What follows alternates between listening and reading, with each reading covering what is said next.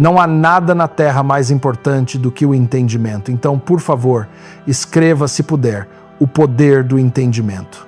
O poder do entendimento. No livro de Mateus, capítulo 4, versículo 17, Jesus se apresenta ao mundo. Seus comentários não faziam muito sentido para aqueles que estavam ouvindo, porque o que ele falava não era realmente o que eles esperavam. Esta foi sua primeira declaração pública em Mateus capítulo 4, versículo 17, e diz: daquele tempo em diante Jesus começou a pregar: arrependam-se, pois o reino dos céus chegou. Essa declaração tem suas próprias dificuldades. Ele estava falando, é claro, para uma comunidade que não esperava esse tipo de mensagem. Ele estava falando com uma comunidade que esperava uma mensagem religiosa. Eles esperavam que ele viesse para resolver seus problemas religiosos e ele os decepcionou. No livro de Provérbios, capítulo 4, versículo 7, há uma declaração sobre o entendimento que diz o seguinte: a sabedoria é suprema, portanto, obtenha a sabedoria. E mesmo que custe tudo o que você possui, obtenha o entendimento. Entendimento. Entendimento tem a ver com o que eu chamo de a imagem completa. A imagem completa é entender o intuito ou a intenção de uma ação. É isso que é o entendimento. E eu descobri que Deus é a pessoa mais incompreendida da Terra. Eu o compreendi mal, e aqueles que me treinaram o compreenderam mal. Por isso eu tive que ser interrompido em minha vida por ele, para que ele pudesse se reapresentar a mim. E quando o encontrei sob a perspectiva dele, não era a pessoa que me disseram que ele era. Ele também me mostrou sua imagem completa.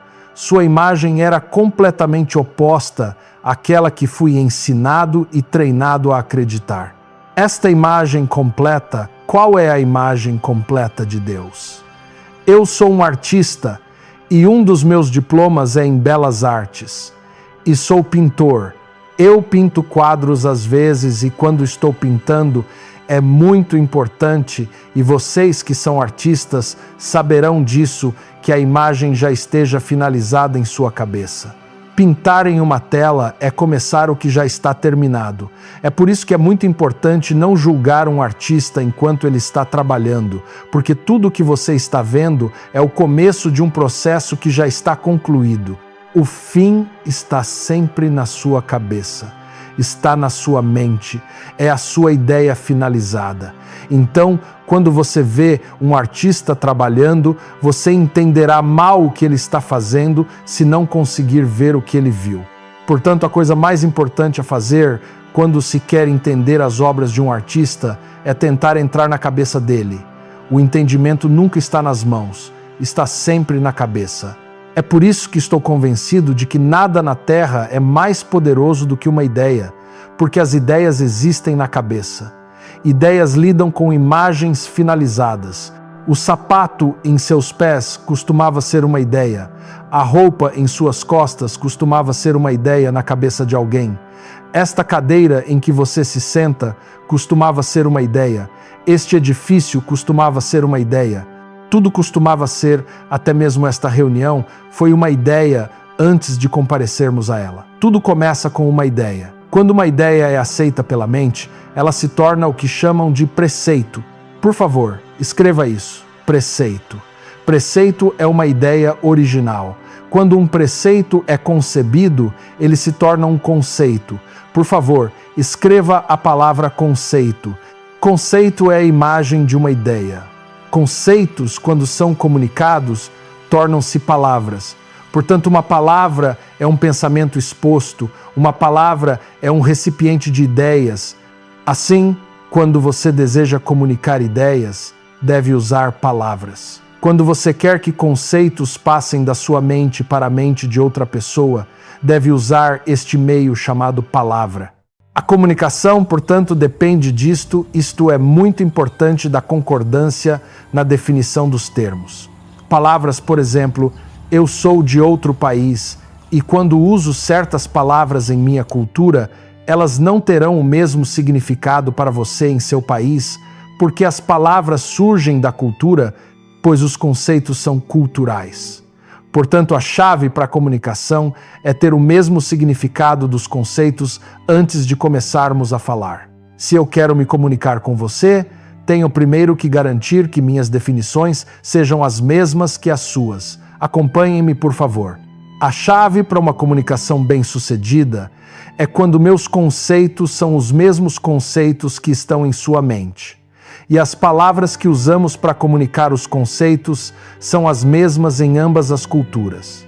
Quando há uma falha na comunicação dos conceitos, isso é chamado de preconceito ou concepção equivocada. Nada poderia ser mais perigoso do que uma concepção equivocada, porque ela produz mal-entendido e o mal-entendido pode produzir uma ideologia errada. E você pode sair com a conclusão errada, o que produz um sistema de crenças contaminado. O que você acredita e o que eu acredito, nós acreditamos, mas a questão é, o que você acredita é a verdade. Só porque você acredita em algo, não faz disso a verdade. É por isso que sou muito cético nas áreas da teologia, porque as ideias teológicas são produtos da cultura. O que eu tento fazer, e ao longo dos meus últimos 38 anos trabalhando de perto para tentar encontrar a verdade, testando muitos caminhos diferentes, é tentar voltar o mais próximo possível da mente da fonte da informação. Em outras palavras, eu quero aprender o preceito, não o conceito, porque se eu conseguir o preceito, então o conceito estará correto. Portanto, o sistema de crenças será corrigido. E assim, eu quero voltar e rastejar para dentro da mente da pessoa que originou tudo. É por isso que não estou interessado nas mãos de Deus como milagres. Estou mais preocupado com a mente de Deus. Davi, o grande rei de Israel, foi a única pessoa a quem Deus disse estas palavras: "Você é um homem segundo o meu próprio coração." A palavra coração ali é a palavra hebraica para mente. Todo mundo quer milagres, todo mundo quer bênçãos. Mas ele disse: "Mas você, Davi, você quer saber o que está na minha cabeça? Eu gosto de você." Ele diz: "Eu lhe contarei segredos." Davi disse estas palavras no livro de Salmos, capítulo 119, ele as repete mais de 18 vezes. Ensina-me os teus preceitos, mostra-me os teus preceitos. Eu quero aprender os teus preceitos, então seguirei meu caminho justamente no mundo e terei bom sucesso se eu puder aprender os teus preceitos. Eu quero conhecer a ideia antes do conceito. Deus, qual era a sua imagem original? Bem, foi isso que eu fiz. Deixe-me dar algo que fará com que você não consiga dormir depois que eu lhe contar. Abra sua Bíblia. Se tiver no livro de João, capítulo 1. Este é um livro onde João, que é um pensador profundo, está tentando apresentar Jesus ao mundo a partir de sua perspectiva. João usa palavras que são confusas. Por exemplo, João começa seu livro com estas palavras. No princípio, observem agora, era a palavra. Lembrem-se do que são palavras. Palavras são recipientes de ideias. No princípio era a palavra, e a palavra estava com Deus, e a palavra era Deus. O mesmo estava no princípio com Deus. E então o próximo versículo diz: todas as coisas foram feitas por esta palavra. Escreva a palavra palavra. A palavra palavra aqui é uma palavra hebraica um tanto difícil de traduzir com apenas uma palavra. Na verdade, é preciso usar uma frase para ela. E quando a traduziram do hebraico para o grego, a palavra grega que usaram aqui para a palavra hebraica é a palavra logos. Todos digam logos. A palavra logos, quando traduzida para o inglês ou português, não faz sentido sozinha. Aqui está o que ela diz. Ela, na verdade, significa expressão de uma ideia. Eu disse que não faria sentido. Logos significa expressão de uma ideia. Portanto, se você fosse ler essa sentença, transliterar essa sentença, ela seria lida assim: No princípio era a expressão de uma ideia de Deus, e a expressão da ideia de Deus estava com Deus, e a ideia expressa de Deus era Deus. E pela expressão da ideia de Deus, ele fez todas as coisas. E então você lê nos versículos 12, 13 e 14. E a expressão da ideia de Deus se fez carne. Você consegue agora envolver sua mente nisso? Que Jesus era a ideia de Deus sobre duas pernas? Se você quer conhecer as ideias de Deus, o que ele pensa sobre tudo, apenas estude Jesus. Se você quer saber o que Deus está pensando, ouça Jesus. E sua primeira declaração foi: arrependam-se. A palavra arrepender-se significa mudar a maneira como você pensa. Não tem nada a ver com vir à frente em uma reunião.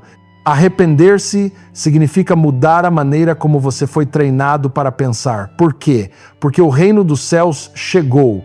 Ele diz: agora, quando eu uso a palavra reino, temos problemas nesta sala porque a maioria de vocês nasceu na América. Na América não existe o conceito de reino.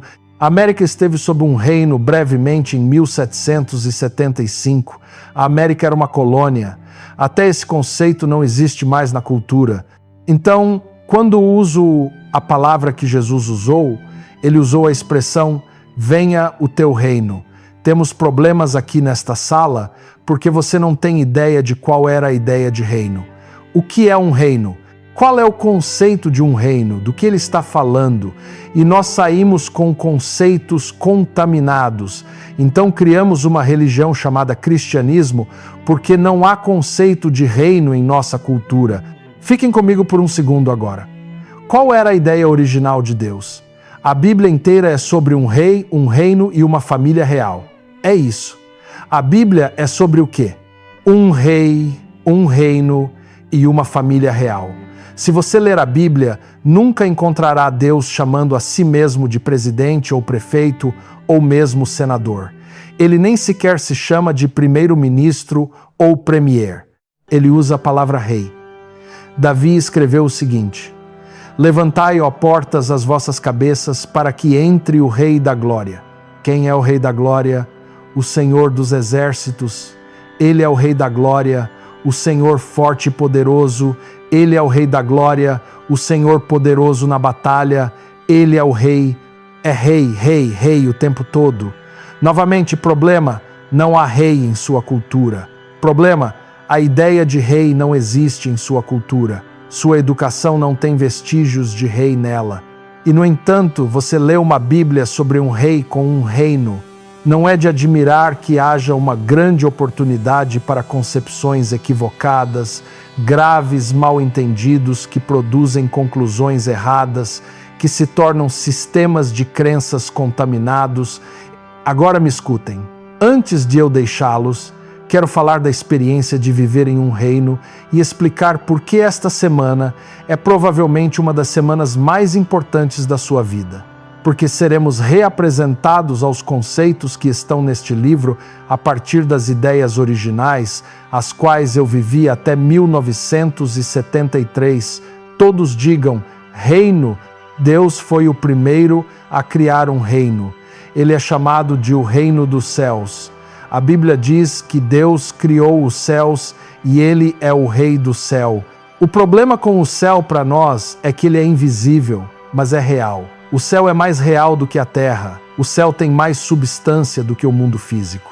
A Bíblia diz que aquilo que se vê foi feito daquilo que não se vê, e que o que se vê é temporal, mas o que não se vê é eterno. Portanto, o universo físico de 500 milhões de galáxias que ainda estamos contando, tudo isso não é tão real quanto o céu.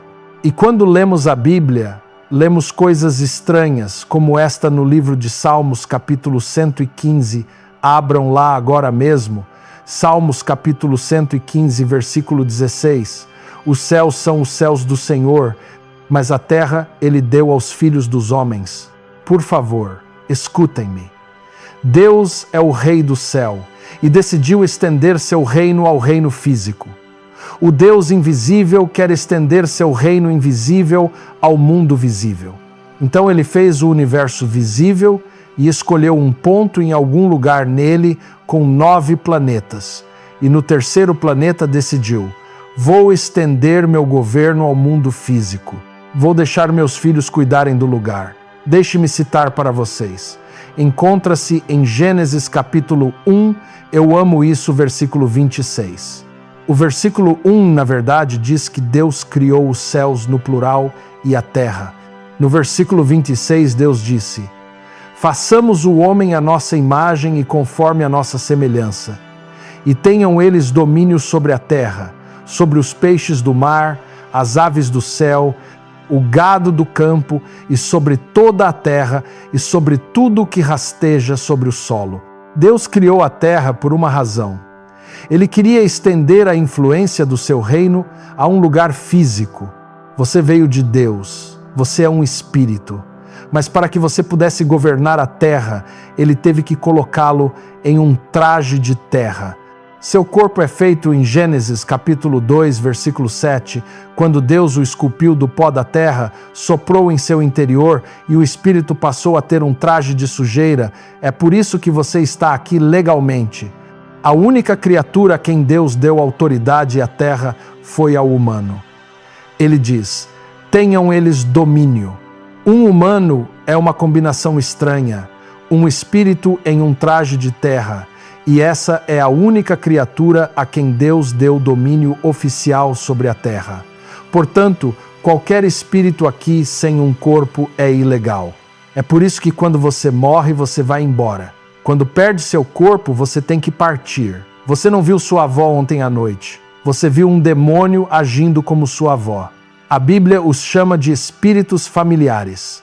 Eles se tornaram familiares com o comportamento de sua vovó. Todas as histórias de fantasmas na TV estão apenas ganhando dinheiro. Não se preocupem com isso. Ele deu o domínio a você sobre a terra.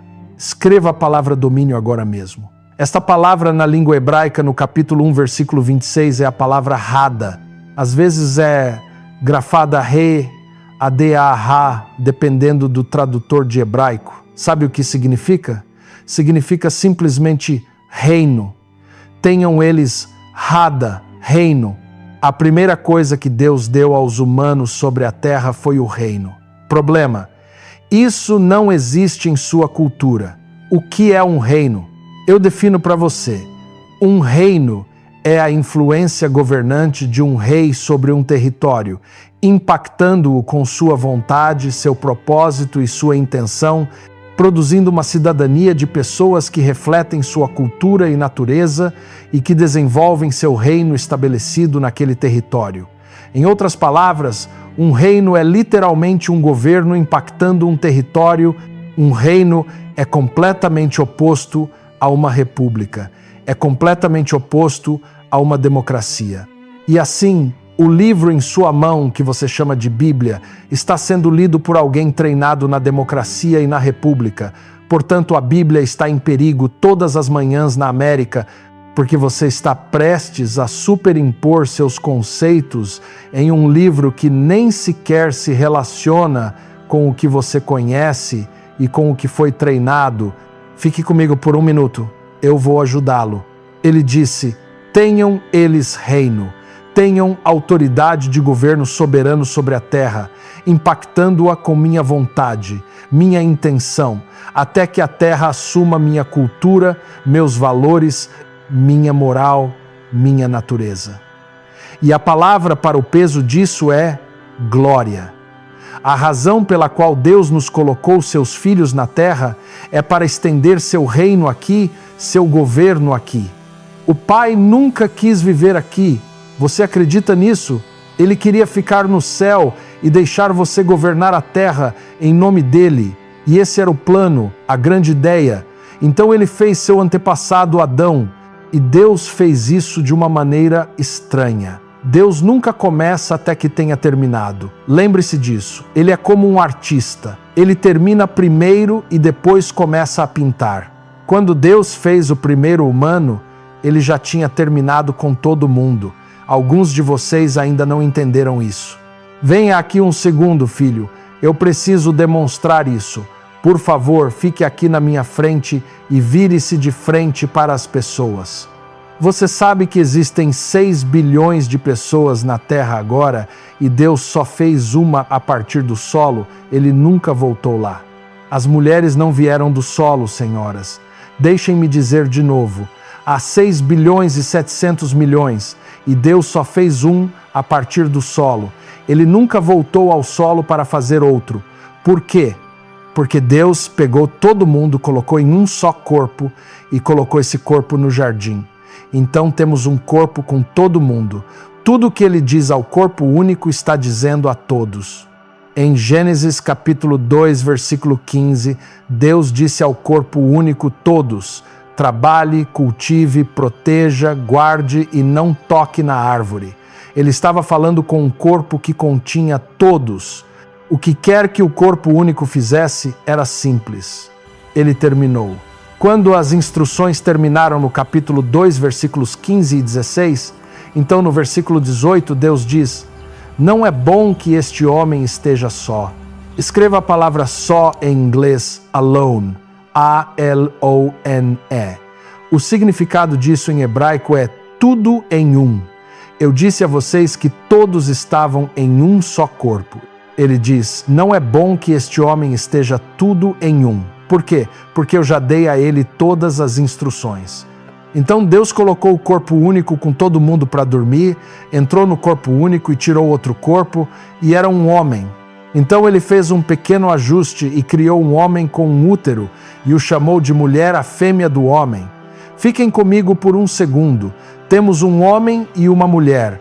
O propósito da mulher é tirar o outro homem de dentro do homem. Ela é uma incubadora. Alguns de vocês são lentos, hein? É por isso que ele e eu não podemos tirá-los, porque não temos espaço. Isso é coisa de reino, é lógica. Então Deus disse ao homem e à mulher: multipliquem-se, tragam-nos para fora. Em outras palavras, Deus tinha terminado com todos quando fez o primeiro corpo. É por isso que Deus não faz mais pessoas, elas apenas continuam saindo.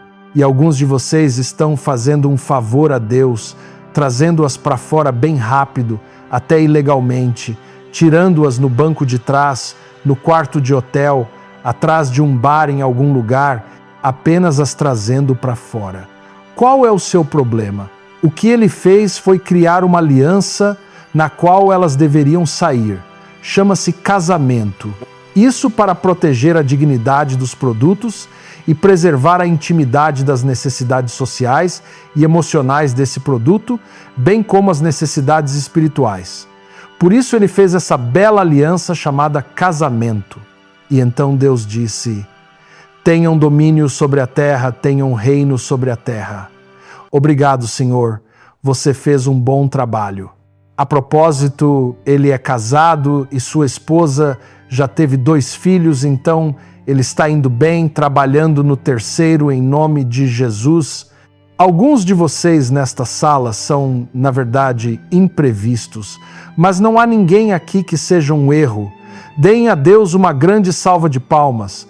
Você é um filho predeterminado, você não é um erro.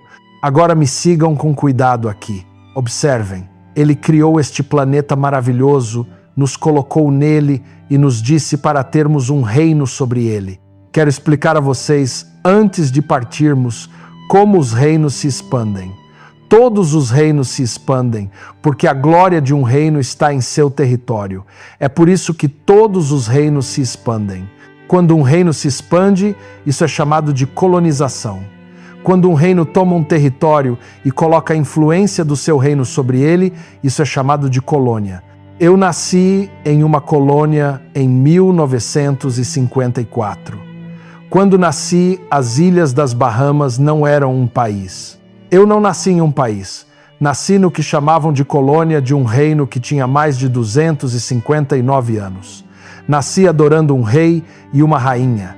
Por isso, quando leio a Bíblia, entendo todas essas palavras porque fazem sentido para mim. Eu acordava toda manhã. Lembro-me de que toda manhã às 9 horas tínhamos que levantar e cantar para o rei que nunca vimos. Tínhamos que realmente cantar adoração para a rainha que nunca vimos, porque em reinos é isso que se faz.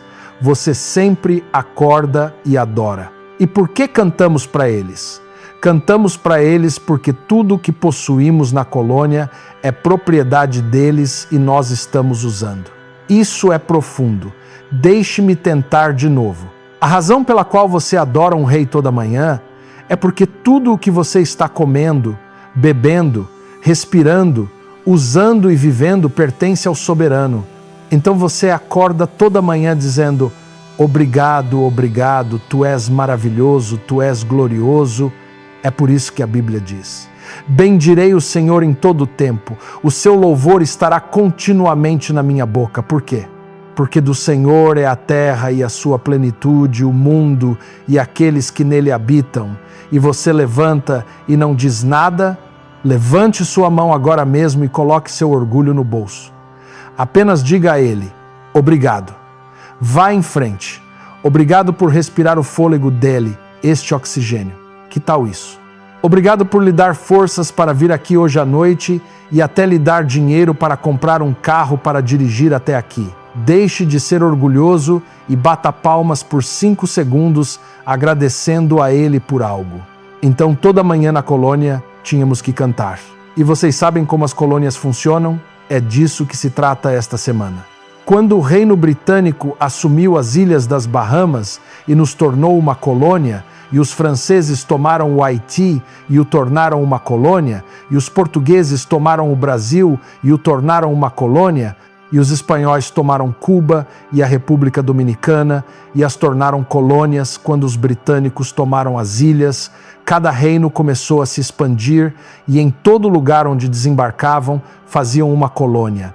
Como se faz uma colônia? Aqui está o segredo. A primeira coisa que o rei da Inglaterra fez quando assumiu as Bahamas foi escolher de suas cortes internas na Inglaterra um inglês branco, diretamente de suas cortes internas, e o enviou para as Bahamas para viver entre nós. E o trabalho dele era nos tornar britânicos, um homem. Eles o enviaram para uma ilha chamada Nassau, que é onde eu moro, e construíram uma casa rosa para ele. Amanhã eu lhes mostrarei a Casa Rosa. Mostrarei a vocês amanhã de manhã. É uma casa linda. Os britânicos construíram esta casa e em cada colônia o reino construía uma casa e essa casa era construída apenas para o governador e ele era enviado para a colônia. Os franceses fizeram isso, os portugueses fizeram isso, os espanhóis fizeram isso e os britânicos fizeram isso. Todos eles fizeram. Eles sempre expandiram seus reinos enviando um governador. Agora, por que ele era chamado de governador? Ele era chamado de governador porque era o governo presente. Vejam, em sua cultura, a palavra governador tem um significado diferente. Em seu país, vocês elegem governadores. Em um reino, o governador é nomeado pelo rei. Não há votação. Em seu país, o governador governa o estado. Em um reino, o governador governa a colônia inteira. E aquele homem, naquela única casa rosa, entrou em nossas vidas enquanto o reino assumia o controle daquelas ilhas e ele destruiu tudo o que éramos. A primeira coisa que ele tirou foi a nossa língua. 99% das pessoas no meu país se parecem comigo, então falávamos línguas africanas. Mas quando o governador desembarcou naquela colônia, ele tornou ilegal falar sua língua nativa e nos deu o que chamamos de o inglês do rei. Interessante porque a primeira coisa que você deve assumir o controle é do componente de comunicação para trazer unidade. Portanto, a primeira coisa que o governador sempre levará é a sua língua, para lhe dar a língua dele. A segunda coisa que ele tirou de nós foi a nossa vestimenta. Sabe, nós não costumávamos usar nada, e este homem tornou obrigatório usarmos, escutem com atenção agora, meias longas, calças curtas, gravata, camisa e paletó, em um calor de 35 graus Celsius. Sabe por quê? Porque lá no reino faz 1 grau Celsius 9 meses por ano. Então, usar terno, gravata e meias longas é apropriado para o reino. Mas na colônia, eles nos fizeram usar a mesma coisa, porque o trabalho dele, não importa como esteja o tempo, é nos tornar exatamente como o reino. Então, quando você quer viver no reino, não pode mais usar o que tem vontade. Alguns de vocês vão entender isso depois que eu for embora. Não importa como você se sente sobre isso. Ah, eu não gosto, está calor. Não, você está no reino. A terceira coisa que tiraram de nós, muito importante, foi a nossa história. Aquele homem branco, por 258 anos, destruiu nossa história africana. É isso que os reinos fazem. E ele tornou ilegal para nós estudarmos nossa história. Ele nos deu a história do reino. Aos 6 anos de idade, eu sabia nomear cada esposa de Henrique VIII. Aos 9 anos, eu era capaz de citar Shakespeare linha por linha. Quando eu tinha 15 anos, conseguia citar cada programa de Longfellow, da Inglaterra. Eu conhecia cada rei da Inglaterra, cada rainha, eu sabia quando reinaram, os anos, as datas, quando morreram. Eu conhecia a história inteira. Eles me deram a história do reino que substituiu a minha história. Veja, quando o governador vem para uma colônia, ele destrói sua história e você fica feliz. Apenas alegre-se por ele destruir sua história. Veja, você nasceu em pecado e foi concebido em iniquidade.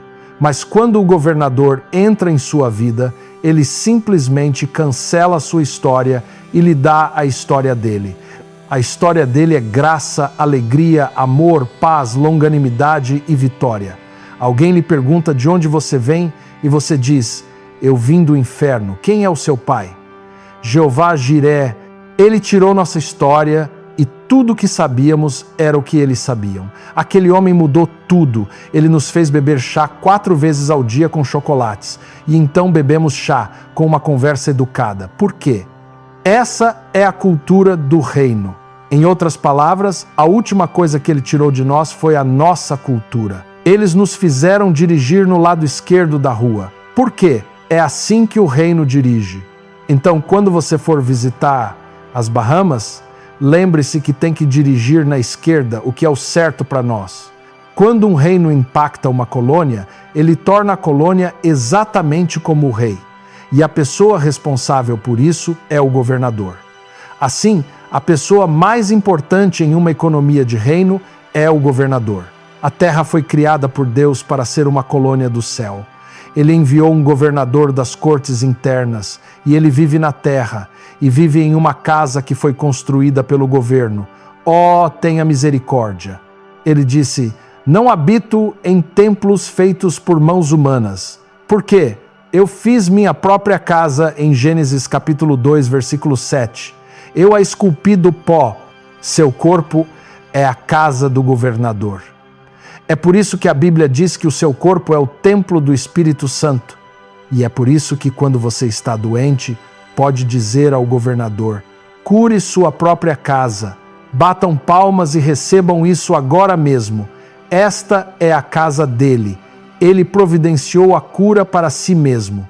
Senhor, tenha misericórdia. Então, toda vez que sinto uma pequena doença chegando, minha primeira oração é: isso não é bom para o Senhor. Batam palmas. Não é bom para Ele. Aleluia.